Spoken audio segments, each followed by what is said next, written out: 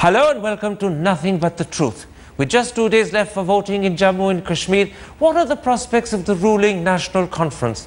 That's the key question I shall explore today in a special interview with the incumbent Chief Minister, Omar Abdullah. Chief Minister, with 6 years of anti-incumbency against you and after the devastating floods that you suffered in September, can you accept that you're going into these elections with your back against the wall? Well, I don't know how we can automatically assume that there is anti-incumbency. The fact is that we've done a fair amount of work over the last 6 years. Militancy is at its lowest levels in the last 25 years. A fair amount of development has happened. And there is a positive sort of feedback that one is getting from the various parts of the state that I've had the opportunity to campaign in. So I'm not as pessimistic about the results as some of the armchair experts would like to suggest. Let me put this to you. If you're contesting, if you're contesting that there's no anti-incumbency, are you actually suggesting the wind is in your sails? I'm suggesting the things are not as bad as some of the so-called experts would like to have you believe. So you believe that in fact your result is going to take people by surprise, that you will do much better than most people think is going to be the case? I'm definitely hopeful of that, yeah. Your critics say that you run away from Gandarbal, a constituency that was fought and won by your father and before that by your grandfather. Your critics say this in fact is sure proof that you're scared and you know you're doing badly. How do you respond to them? Well, actually I took the decision to leave Gandarbal almost 3 years ago. And there is no way that I was running scared for 3 years. While I didn't make this decision public, my senior party colleagues were well aware of this decision. In fact, when Sheikh Ishfaq, the National Conference candidate in Gandarbal, joined or rejoined the National Conference, it was on the understanding that he would be contesting from Gandarbal and I would be giving up that seat. So, I mean, regardless of how things have gone over the last couple of years, you can't expect that I was running scared for 3 years now. Obviously, my opponents were caught by surprise. This was not a decision that they expected. And they're now scrambling for excuses and trying to project it as if this was some sort of fear on my part. The fact is that I won that seat and I've left voluntarily. I haven't lost. And I felt that with the people of Gandarbal having elected my grandfather, my father and me, it was time that the people of Gandarbal got a local candidate from the National Conference, and that's what we've done. But why should they need a local candidate from your party when they have such a close emotional historical link with the Abdullah family? Surely those are reasons for sticking on. After all, the Gandhis don't leave Amethi and Raebareli and look for a new constituency just because they've grown tired of standing in the same place. I mean, that's for them to decide where they want to fight from. I felt that this was an appropriate time to move on. I had lost in 2002, I won in 2008. I did a lot of work, thousands of crores worth of work has taken place in Gandarbal, and this was the best time to step back from there. It sounds to me as if you're half suggesting that it was time to shower your benefits on another constituency and to spread your largesse further afield. Well, I mean, that's one way of looking at it. Having done so much for Gandarbal, it would be appropriate to try and similarly develop another constituency as well. The fact is that I don't live in Gandarbal. I don't have a family sort of connection with Gandarbal other than a political one. Okay. And I live in Sonwar. I have a family connection with Birwa. And therefore, they were appropriate constituencies to contest from. Let's in that case come to Sonawar and Birwa, the two constituencies where you are going to contest from. Both of those are constituencies where in May, the People's Democratic Party beat the National Conference by fairly sizable margins. And that was before the devastating floods in September. Those floods have now badly affected both constituencies. I put it to you that you've got the dice against you in these two constituencies. It's not going to be easy and you might not even win. Well, then at least you can't blame me or accuse me of looking for safe seats.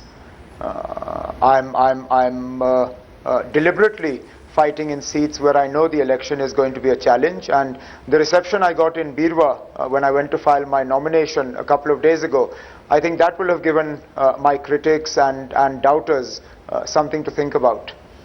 But what about people who turn around and say that Omar Abdullah once again faces the prospects he faced in 2002? You could end up losing both seats. So be it. If that's the way it is, I don't see it that way, but we'll wait and see. At least, like I said, nobody can accuse me of trying to take the easy road. All right.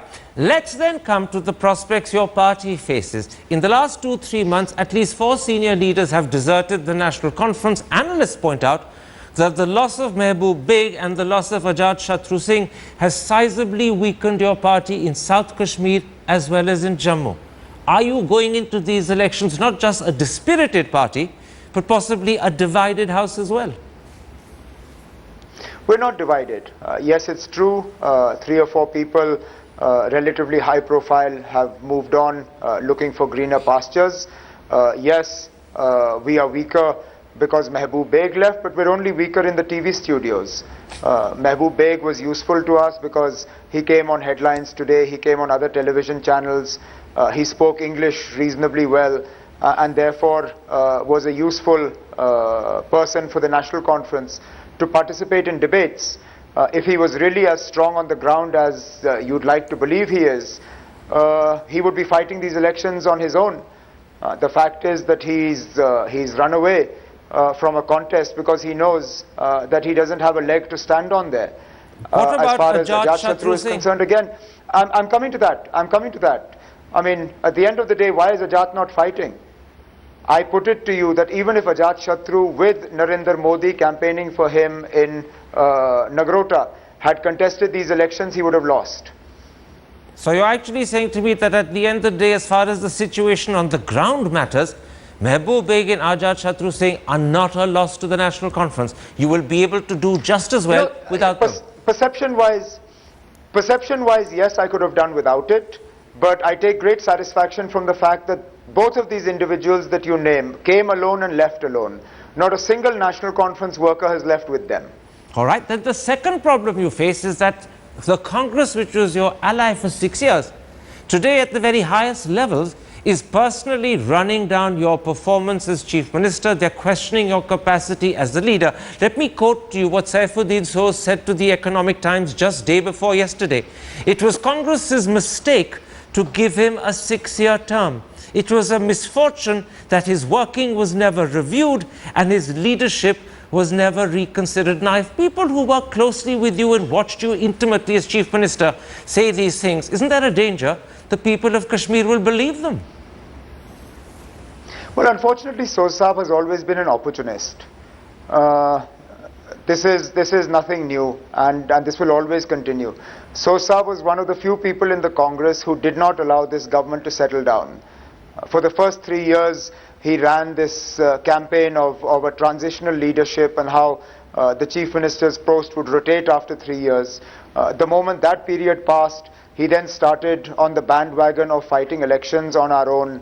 Saifuddin Soz Saab has never been a well-wisher of this coalition government, and I don't expect him to have anything nice to say about me now. The truth is that none of these points were raised by the Congress party when I was campaigning against Mr. Narendra Modi and in favor of Rahul Gandhi not more than 6 months ago. At that point in time, they were very happy to have the National Conference lead their campaign in the state to try and get Rahul Gandhi to be the Prime Minister of India. Then there were no faults with the National Conference or its leadership. Suddenly every fault is visible to them. I honestly, what Saifuddin Soz Saab says, I take with a pinch of salt, because he is for want of a better set of words, a completely non-serious politician. But it's not just Saifuddin Soz. Just yesterday, Sonia Gandhi, and she's the president of the Congress party, turned around and said that it was the inefficiency, remark those words, inefficiency of the National Conference, that it failed to implement the Food Security Act. She's blaming you directly, and that's the president. No, let me put this on record unequivocally. It was not inefficiency. It was a considered decision not to implement the Food Security Act. because the Food Security Act would have deprived more than 25 lakh residents of Jammu and Kashmir of government supplied ration. Jammu and Kashmir state is the only state in the country that would have suffered on account of the Food Security Act. And what I find most unfortunate is that the people around Mrs. Sonia Gandhi are well aware of these facts. It was Madam Ambika Soni who was pleading our case with the then Food Minister, Mr. Thomas, to try and figure out some via media so that Jammu and Kashmir would not suffer on this account. I have the greatest respect for Mrs. Sonia Gandhi, and the support that I've got from her for the last 6 years is something that I can never thank her adequately for. But the truth is that in this one respect, the people around her have unfortunately given her a wrong set of facts upon which to base her speech. It was a considered decision, and I have no regrets about not implementing the Food Security Act. Omar Abdullah, what you're clearly suggesting is either Sonia Gandhi has been misled by her closest advisors, or she's being mischievous. No, she would never, I would never accuse her of being mischievous. Mrs. Sonia Gandhi is a very grounded and balanced politician who would never play mischief for the sake of electoral votes. And I would be the last person on earth to say anything against her. All right. But I have no doubt that the people who helped prepare her speech put this in, knowing fully well that what they were making her say was actually far from the facts. You know, the third problem that you face, and unfortunately there's a whole list of problems you face, is the BJP's Mission 44. The BJP is convinced that they're going to sweep the majority of the 37 seats in Jammu, and they believe they have a fair chance to win maybe 4, perhaps 5 in the valley. Does it worry you that the BJP could end up the single biggest party in your state? No, it doesn't worry me. Let's wait and see what the voters do. I'm sure the BJP overestimated its chances in Maharashtra. Today it governs in Maharashtra at the mercy of a party that they call the Nationalist Corrupt Party. So the BJP has this habit of overestimating what they're going to do, and I have no doubt that when push comes to shove, they will find themselves far short of the Mission 44 that they had set out with. Well, you say the BJP is overestimating itself. I put it to you that there are 3 principal factors working to the BJP's advantage. I want to take you through each of those one by one. To begin with, the number of Kashmiri Pandit voters on the electoral rolls has increased by an astonishing 27% since 2008 and by an incredible 4.5% since just May this year. Now, if you look at the situation in constituencies like Haba Kadal, Amira Kadal and Khanyar, where the highest vote any candidate got was just 6,314, then in those circumstances, if the PDP, the National Congress and the Conference combine together to split the Muslim vote, the BJP can easily squeeze through. That's one big factor in their favor. Well, I think that was a factor until this morning. I think a lot of things have changed with Sayyid Ali Shah Gilani withdrawing his boycott call and suggesting that in these elections a boycott would be detrimental to the interests of the people of Jammu and Kashmir. I have a feeling that we're going to see a better turnout in elections. It remains to be seen what people like the Mirwais and Yasin Malik do, whether they want to support the BJP by trying to enforce a boycott campaign. But this development at the hands of Sayyid Ali Shah Gilani definitely queries the pitch for the BJP now in some of these seats. I'll come to Sayyid Ali Shah Gilani's surprise announcement calling off the boycott, but let me point out something else first about the enrollment of Kashmiri Pandits on the electoral register. That can continue in several constituencies till the 4th of December. The BJP therefore has 6 weeks more to increase the number of Kashmiri Pandit voters, and every one of them will end up voting for the BJP. So, you know, that problem is not diminishing. The potential for it to grow is there, and you've got 6 weeks to face it. You know, I take objection to the assumption, Karan, that no other party will get Kashmiri Pandit votes. I can guarantee you that there will be Kashmiri Pandit votes that will come to the National Conference, that will come to the Congress, that will even come to the PDP. Please don't assume that all Kashmiri Pandits are going to blindly vote for the BJP. Yes, there is a Kashmiri Pandit constituency that the BJP is trying to reach out to. But I think it's grossly unfair to all the other political parties and to the Kashmiri Pandits if you make this assumption that all Kashmiri Pandits are blindly going to vote for Narendra Modi and not a single Kashmiri Pandit vote will go to either the National Conference or the Congress or the PDP. All right. I will put it to you that even Sajad Lone will take Kashmiri Pandit votes in his area. So they're not all going to go to the BJP. Practically every analyst will tell you that something like 80 to 85, maybe even more, 90% of the Kashmiri Pandit votes will go to the BJP. You people will take a very small, minuscule amount. I don't attach much importance to these armchair experts. Let's wait and see how the vote turns out. All right, let's then come to this point that you made about Saeed Ali Shah Gilani this morning calling off the boycott. He may have done so, but the Mirwais hasn't, Yassin Malik hasn't, and if those people stand by the boycott, it will affect the way Muslims turn out, and the smaller the Muslim turnout, the better the BJP will do. That's the second factor in the BJP's favor, and it still exists. Let's see what Yassin Malik and the Mirwais do. Let's wait and see. Are you hopeful that they will call off the boycott like Gilani has this morning? Well, it'll be difficult for them to justify a boycott when he hasn't kept one in place. But they don't get on with him. Initially, they're not saying anything because neither Yassin Malik nor the Mirwais has any stakes in Ganderbal or Bandipur, the two districts going to the polls on the 25th. Both Yassin Malik and the Mirwais, their political constituency is Srinagar city. So let's wait and see what they do.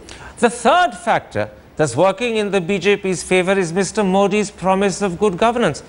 After the floods which have devastated people in the valley, if even a small percentage of Kashmiris attach hope to the promise of delivery, the promise of good governance that the Prime Minister is holding out, you could find many people dropping their animosity or their suspicion of BJP and voting for BJP. Again, that's a factor that would eat into your vote and do you down. I would be very surprised if you see voters voting for the BJP in the valley. Do you really mean that? I absolutely mean it. I absolutely mean it. So you're saying to me that the BJP's hopes of winning up to 4 or 5, particularly in places like Amira Kadal, Haba Kadal and Khanyar, is illusory? Well, you yourself have said that those seats are based on Kashmiri Pandit vote. But apart from that, you don't think Kashmiri Muslims in the valley will vote for BJP in any significant number?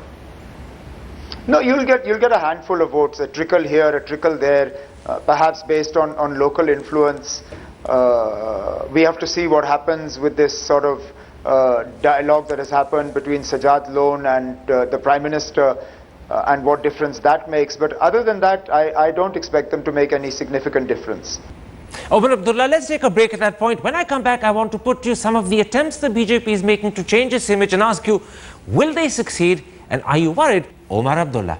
All right, Chief Minister, let's come to some other factors that are in the news which many people are interpreting as advantages for the BJP. For instance, the Hindustan Times reports that the BJP has brought in a sizable number of Muslim clerics from outside the state to convince Kashmiri Muslims it's not an anti-Muslim party. At the same time, BJP leaders are now letting it be known publicly, in fact, that their stand on Article 370 is that the people of Kashmir themselves will decide about its future, whether it's to be retained or whether it's to be revoked. Now, if those two factors work towards diluting or diminishing the BJP's two greatest negatives, the party's appeal could grow.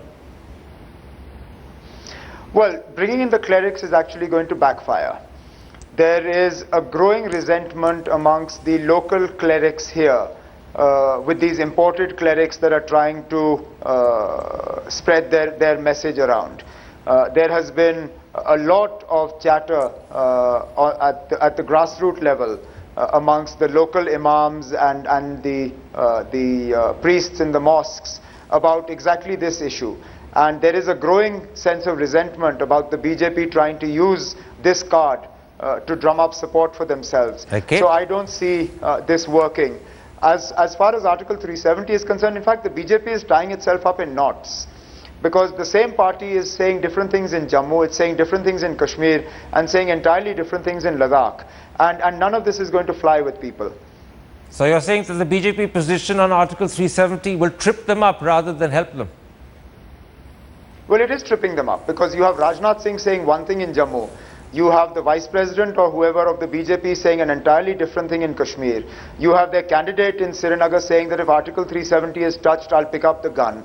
So there is clearly no clarity on where the BJP stands on Article 370. Okay. Now, today, speaking in Kishtwar, Prime Minister Modi has personally attacked your family. He's described you as the family that in 5-year installments loots the state. How do you respond to that charge directly from the Prime Minister? Well, I look forward to him proving the allegation. He's the Prime Minister of India. He has all the agencies at his disposal. Please go ahead and prove it. Every 5 to 6 years, they tom-tom these sort of charges, and that's it. So please prove them. Are you not upset by what the Prime Minister said? I've heard this too many times to be upset by it, Karan.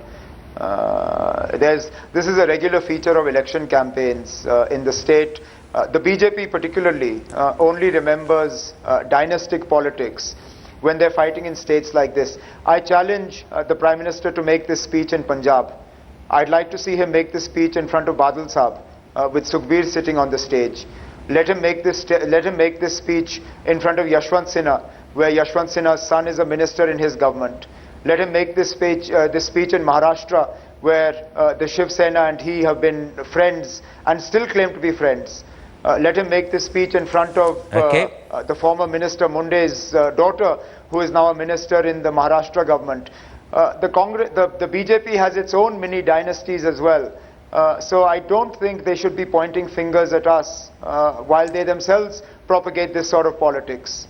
Omar Abdullah, they're very happy to have members of the Nehru-Gandhi family, so long as they're on their side of the fence and not the other side of the fence. My last question to you, Omar Abdullah.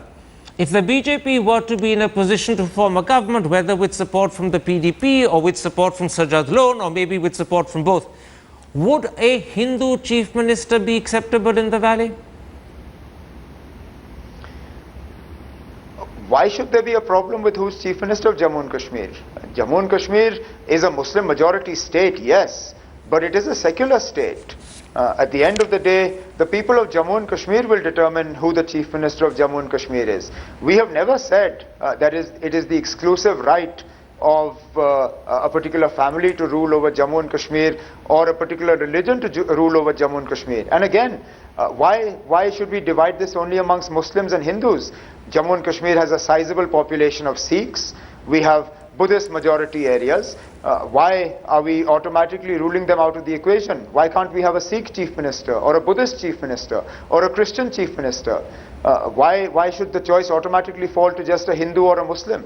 Why can't we have a Kashmiri Pandit chief minister? If the Kashmiri Pandits are going to vote in as large a number as you would suggest for the BJP, why would the BJP not put a Kashmiri Pandit chief minister then? A Kashmiri Pandit would be a Hindu chief minister. It would be the same thing. Sure, I'm saying that unfortunately when people use the term Hindu, they automatically assume somebody from the plains of Jammu. I'm being a little bit more specific, that's all. All right, Chief Minister, a pleasure talking to you. Thank you very much for joining us on Nothing But the Truth.